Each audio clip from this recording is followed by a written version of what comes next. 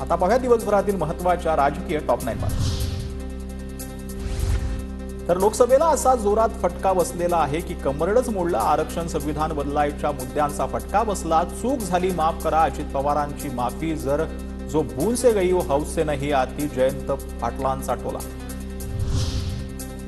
विधानसभा लढायची ठरल्यास अपक्ष उमेदवार उभे करणार जरांगे महत्त्वाचं वक्तव्य। 29 ऑगस्टच्या अंतर्वालीच्या बैठकीत निर्णय घेणार असल्याची माहिती।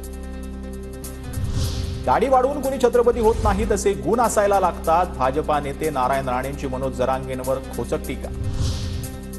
अनेक नेते मला टार्गेट करतात, मात्र त्यांना उत्तर देत नाहीत। याचा शिव्यांचा नव्हे तर कर्तृत्वाला लक्षात ठेवलं जातं। देवेंद्र फडणवीसांचा विरोधकांवर निशाण। भाजप की औकात काय?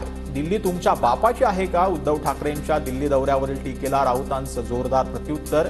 तर संजय राऊतांनी आपल्या औकातीतील बोलावं, त्यांचा हिशोब आम्ही लवकरच मांडू। प्रवीण दरेकरांचा हल्लाबोल।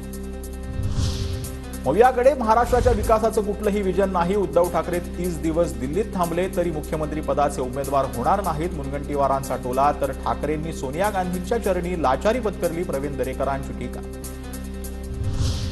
बाळासाहेब असताना दिल्लीतून लोक मातोश्रीवर भेटायला यायचे, आता उद्धव ठाकरे दिल्लीत लोटांगण घालतात। मुख्यमंत्री शिंदेंची उद्धव ठाकरेंच्या दिल्ली दौऱ्यावर टीका।